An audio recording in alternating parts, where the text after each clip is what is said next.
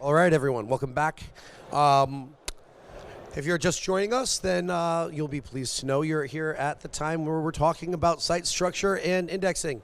Obviously super important, something we haven't covered in years, but we need to go back and have a look at.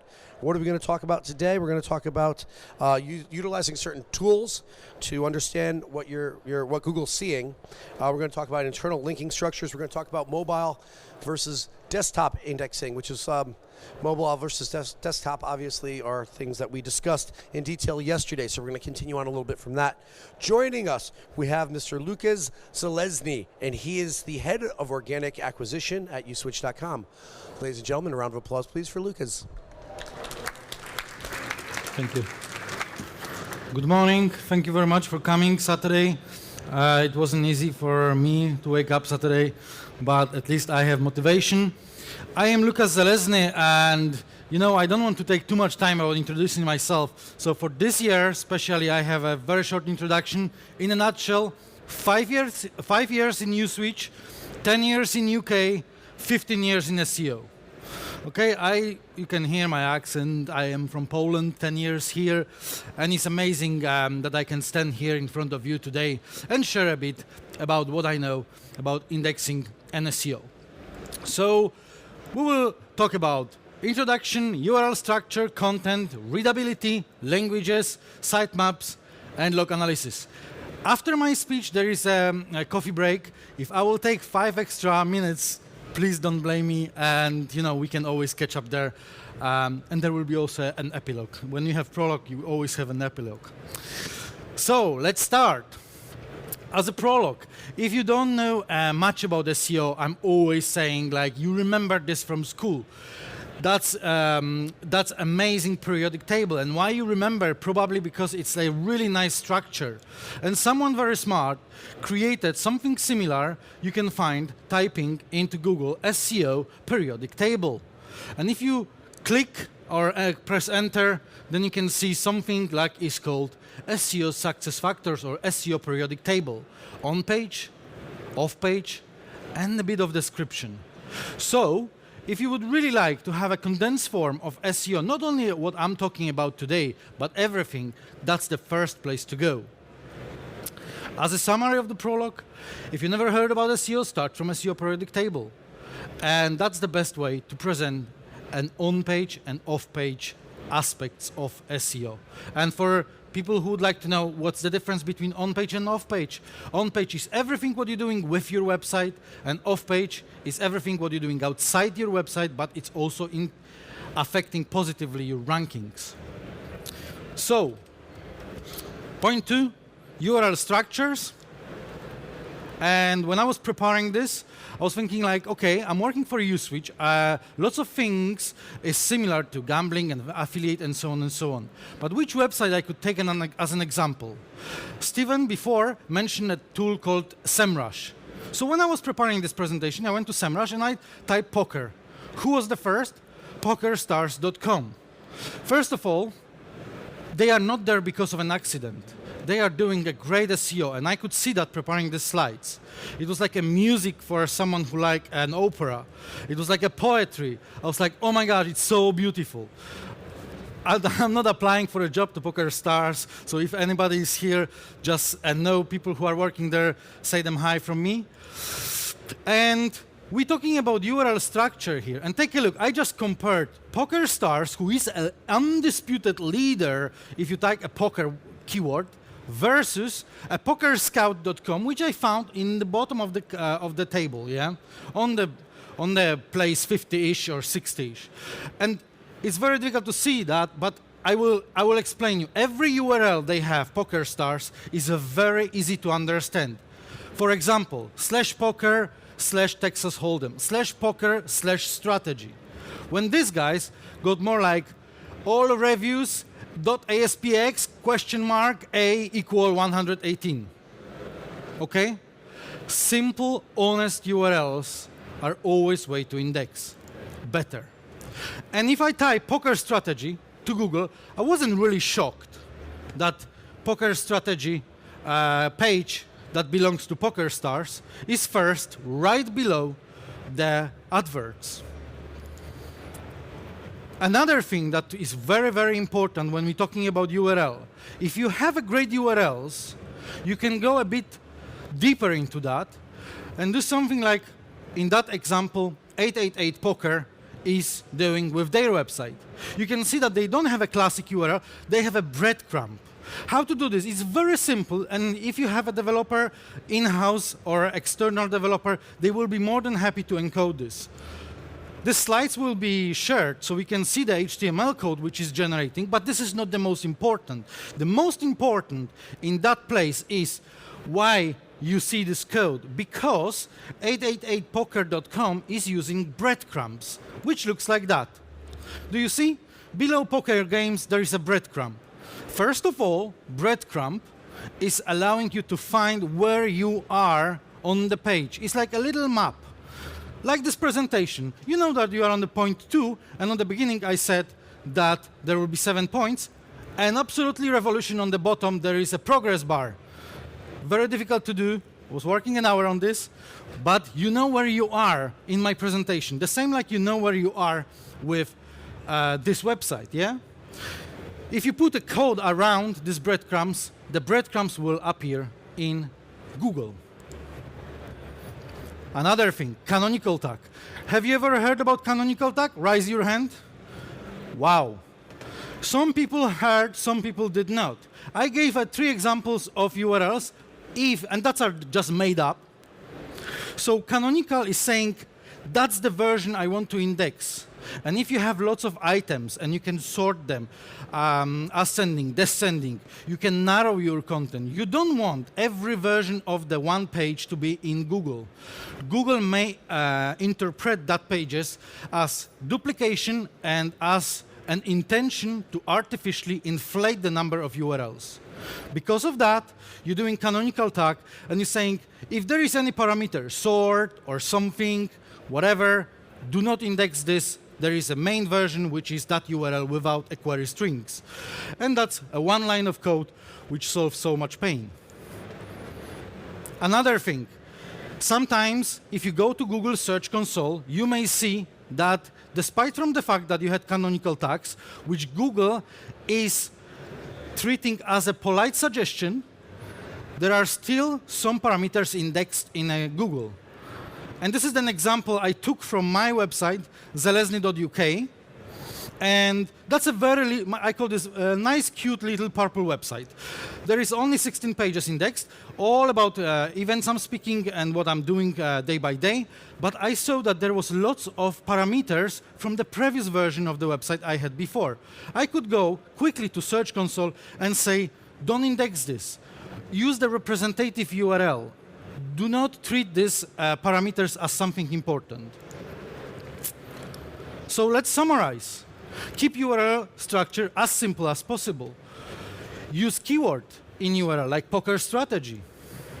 But do not use keyword stuffing. Do not over-optimize.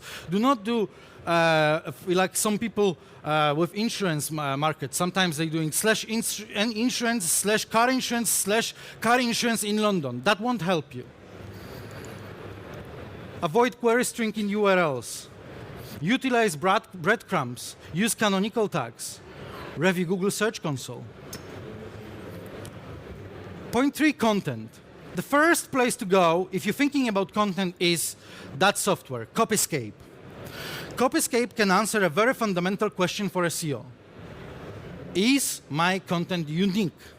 So, I know that lots of you have copywriters and so on and so on. But sometimes you may have freelancers who are trying to be smarter than you, and they are giving you the same content they were writing last year for someone else. Copyscape will help you to identify if the content is unique, because unique content is a fundamental thing to index in Google. The copy-paste method doesn't work anymore. Another thing about content is if your website is big enough, so we're not talking about website that been established last month. We're talking about website which got a kind of history, okay? You can try to rank on something that I call answer boxes or featured snippet or position 0. And here is an example. How does the APR work? Very common questions. Lots of people don't know when they see a credit card, they want to know what IPR means. And take a look. Uswitch.com is on the first place and uswitch.com is on the second place. But in fact, this is the result, this is the first result, yeah? 1, 2, 3, 4, 5, 6, and this is position 0. Because we wrote the content that is purely answering that question, Google was like, okay, we will expose them above.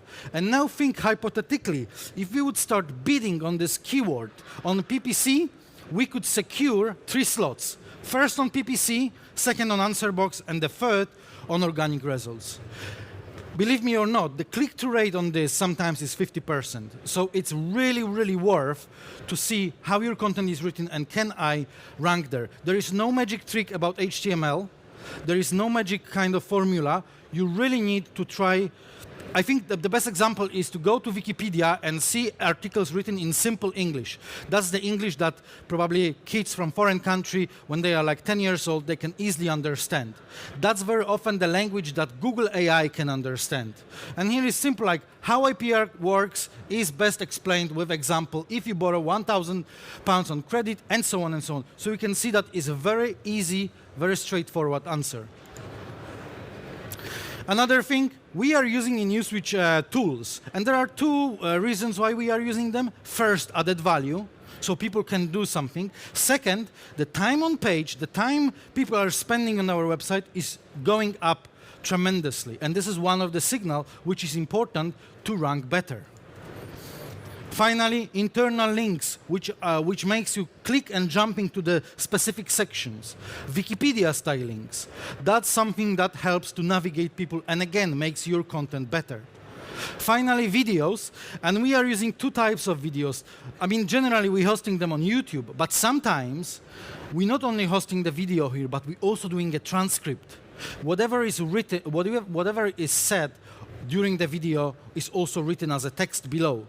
That way, we have more text, more content, and also Google can kind of understand what is in the video. We are not a library, so we're always thinking about business. In that case, even the best article always needs to have a call to action.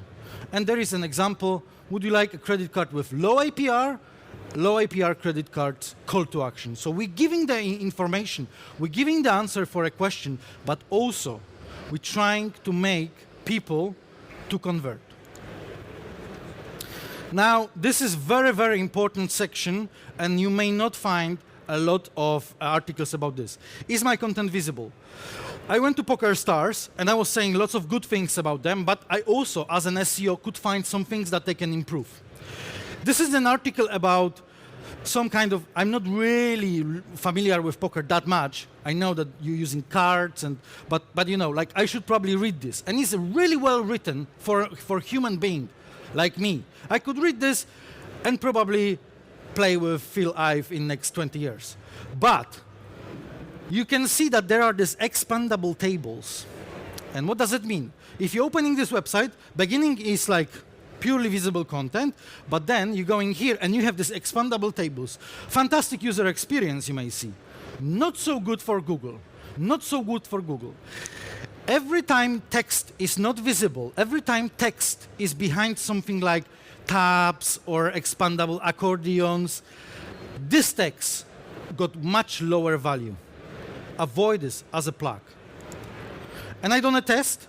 I took a piece of text from the upper paragraph and put to the Google, and you can see that it bolded. This text been founded and is in bold in the results page. That was the text. But then I took another part of the text, which is from this expandable table, and Google showed me the right page, but nothing was bolded. I was expecting to see that phrase I copied and pasted in the Google. Nothing was there. So the conclusion is try to avoid tabs and all this element. Sometimes it's difficult, especially in the smartphone world, but this is the best way, the best website or the best page is always like you can scroll. So as a summary, is my content unique and written well? Fresh and up to date and evergreen. We have 2 types of content. First type is something like news, something happened today, tomorrow, and this content ranks very well. We are also in Google News as the only price comparison website, and this content rank very well for 3 days. But also we're writing guides, and guides have evergreen content, which means there is no date, there is no author, we're not referring to anything like last year, because this article will be there for many years. So last year's sentence will not be right than the year after this, yeah? Is my content long enough? My golden rule is make your content at least 800 words. Don't go with many articles by 200 words because it's cheaper. If you can write something really interesting for 2,000 words, go for it. But again, like inflating to 3, 4, 5,000 words just only for ranking is also not a good idea. 800-word guide is something that you can spend time. Attention span is good. And is my content internally linked? Should be. In the sitemap? Should be. Externally linked? Should be. Readability and basic optimization. This is a screenshot from an amazing tool written in somewhere near Oxford or Cambridge called URL Profiler. Anybody heard about URL Profiler? We have a couple of people. It's quite geeky tool, but it's amazing. So one of the function is that you can take a bunch of URLs, put there, and kind of through API by third-party platforms get lots of information. For example, how well the content is written. And there is couple of I would say metrics.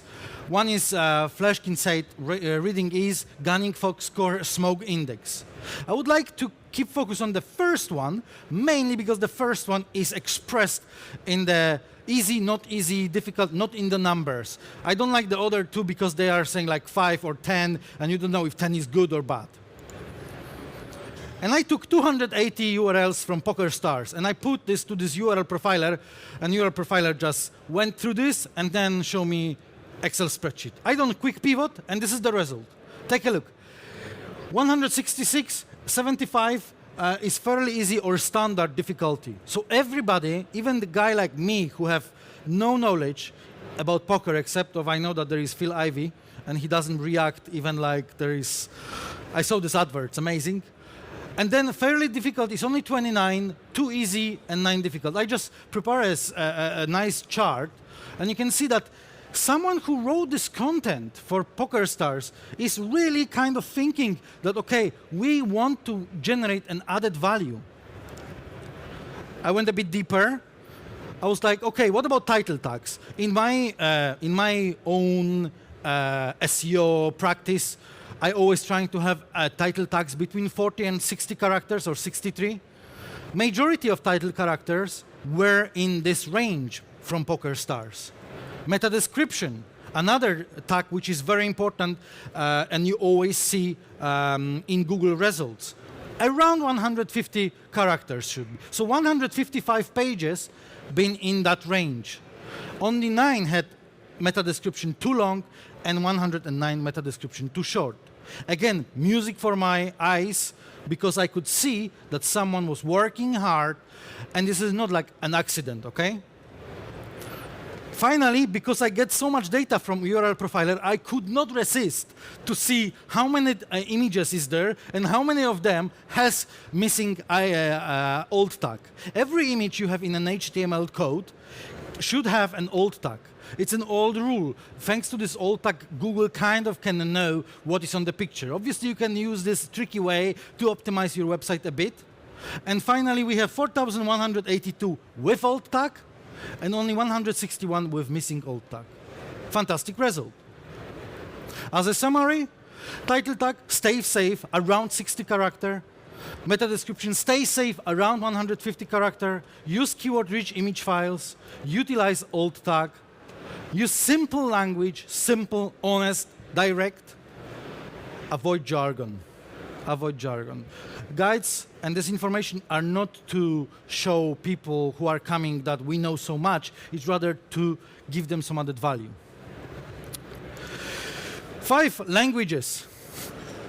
Stephen was talking about, there was a question about going with subdomain on domain. When you have a language, should you go with subdomain? folder or separate website. Lots of studies online, lots of opinions online. My personal is I would go with folders. But generally, then you can contradict and say like, hold on, Lukasz, Wikipedia is going with subdomains and they're ranking so well. Obviously, because the way you go is not that much important. What is important is hreflang, a right implementation of hreflang. So if you have a website which operates on different areas of the Europe or of the world, on different languages, you should use hreflang. And I will just give you two links. The first contains the right codes for countries, and the other one contains the right codes for languages. I was born in Poland. For me, it would be easy, PL-PL, which means Polish Poland. For UK, and I'm doing this intentionally, it's not a UK, it's GB, Great Britain. Some people are sometimes using in hreflangs UK word or EU as European Union. That doesn't exist in ISO. You cannot use this that way. Okay? So that's from Wikipedia. The right names for each country and the right names for each language. And why it's so important? You may think like, that's obvious. Well, for a Polish person who got this crazy language, Polish, and living in Poland, maybe it's obvious, but if you're going to Luxembourg, Switzerland, or Belgium, the things are a bit more complicated. Because in Luxembourg, you may have people speaking French. In Switzerland, you may have people speaking French-German. Yeah. So now depends. Your website is in French for people in Switzerland, or your website is in German for people in Switzerland. Thanks to hreflang, you can define what part of pages should rank well. Another way to rank and to do this correct is to go to Search Console. For my website, Zelezny UK, Search Console is intelligent enough and know like, okay, hold on, he's using .uk, so probably he wants to rank in United Kingdom. That's correct. But my friend have a shop on .eu, and in his case, there is a list where he would like to rank. We are not using this list because we want to rank across the whole Europe, but we could define like only UK or only France. Sitemap and Orphan pages. Another very, very, very important thing, and that is a screenshot from a tool called DeepCrawl. DeepCrawl, amazing tool, written not far from here. They have an office on the opposite side of the river, I think. Is a crawler. DeepCrawl is doing exactly what Google is doing for your website. It's crawling using internal links. And you can configure this that way, yeah? But I mentioned orphan pages. What are orphan pages? Pages that been never linked from any other page. They are orphans. And some people are like, okay, put this to the DeepCrawl, DeepCrawl will find this. DeepCrawl may find this only if you configure DeepCrawl the specific way. Normally, crawlers like DeepCrawl or Screaming Frogs are using internal links to build a list of all pages. If specific page never been linked from any other page, the only way to find this page can be to prepare a list of URLs from somewhere else. For example, if you're using WordPress, there is a plugin to download all the URLs and then upload them into the DeepCrawl, and then let DeepCrawl to crawl all the URLs. And then you can see like, oh, DeepCrawl is saying that that page and that page had no links from other pages. That's probably an orphan page. And I done a crawl through my little cute purple website, Zelezny UK, and you can see that there is non-indexable pages 80. That's quite a lot. And only 16 pages as indexable. Why it's like that? I'm doing this intentionally. Because obviously I can generate a sitemap as well after this crawl. But why am I doing only 16 pages? Why I'm keeping 16 pages indexable? Because these pages got enough content. All other pages are like information about my events and so on and so on. I don't want this to be indexed because it's a very thin page, which looks like that. Okay, only like one picture, information about conference in Bristol, no content. I don't want Google to say like, oh, Lukasz is trying to cheat us, is trying to inflate. I rather want to rank on less keyword, but I want to have a stable position and successively adding more and more and more content. As a summary, generate sitemap XML with reputable crawlers, like, for example, DeepCrawl, because after crawl, you can download all the URLs that have been found in an XML format. Do no index on thin content pages. Try to include Orphan pages into sitemap. Orphan pages cannot be found by normal crawling through internal links. That's very important. Orphan pages can be identified by crawling additional sources of URLs. Export external icoming links, server logs, Google Analytics data, and so on. And as the last part, log analysis. In a nutshell, if your website is operating on cPanel, very popular, or you can do the same with Amazon Cloud, you can download raw logs. Logs which contain all the visits to your website. All the people, all the robots, everything. Then you can see what were the visits from Googlebot.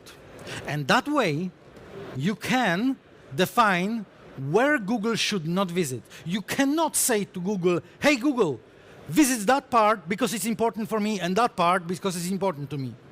You can do reverse. You can say, you know what, Google, don't visit this, don't visit that, and don't visit this. And then these two parts you will keep, and Google will be only crawling these two parts. So there is another tool. That's how the export looks like, but there is another tool called Log File Analyzer. I think it costs like £99 a year. The same author who wrote Screaming Frog.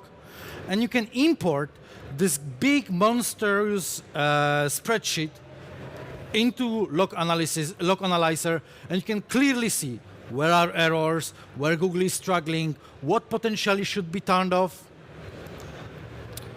So when you will go home today, try to download trial version, try to ask your IT guy to prepare a server log. If you have big website, try to narrow the period you want to download. Even if that's 1, 2, 3 days, that can be very often enough. As a summary, log analysis is to understand how Googlebot is crawling your website. To block Google from these areas of the website that doesn't need to be crawled. To save crawl budget. And as an epilogue, I show you on the beginning this periodic table of SEO factors. Those are the elements that we were talking today. Okay? So you can see that there is 7 elements. And that's our elements that left. So you can go home and start reading or send me email if you would like to have a chat. And finally, maybe one day together we can sit and complete this table on another conferences. Thank you very much. It was a pleasure to be here.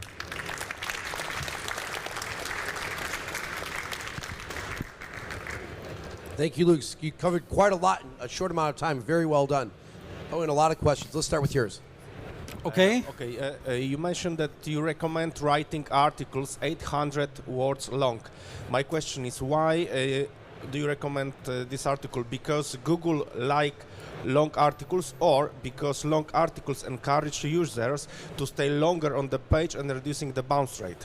That is a very good question. And my answer is straightforward. It's both. It's both. You keeping people, especially at the bottom, if you say, did you like my article? Hey, read more. And people are going deeper. Because the fact that they will spend long time on your page doesn't necessarily mean that there will be no bounce rate. They can still bounce back. Yeah? And so the long article led them to go through, and on the bottom there are read more links and so on and so on. But also for Google, internal kind of brain, it's enough content that you spend so much time to do research and so on and so on and so on, that this is yet another signal to rank you higher. Very good question. I have a second part question.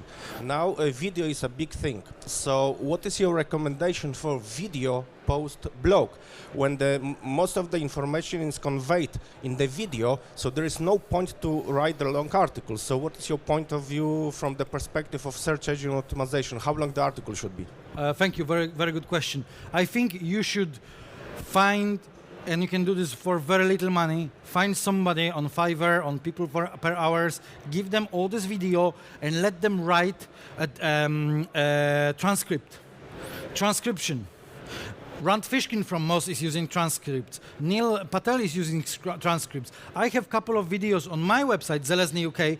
There is a link videos, and I have just a big video, but below there is a transcript of everything what we're talking. That way, you can kind of, it's a big debate if this is good for users, but generally you always need to balance between I want to rank and I want to give the user value.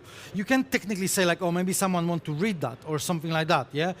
Also, you can see that more and more videos on Facebook got subtitles, yeah? So there is a logical consequence that transcript could be good. So let them to rewrite everything what you're talking on the video and put this below the video as a plain text. That way you will be ranking and you will keep still attention for the people. Okay, so we've got some questions on Slido, and on Slido you can see which ones are the most important. So the most important question is, should H1 tags be different from title tags? That's I would really like to meet person who asked this, because it's very, very, very deep question.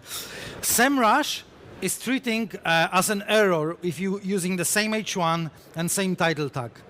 I personally would say the same thing that SEMrush would say, rather try to differentiate from title tag and H1. H1 relatively should be shorter than title tag. Title tag should be around 60 characters. When 60 characters H1 tag look a bit creepy.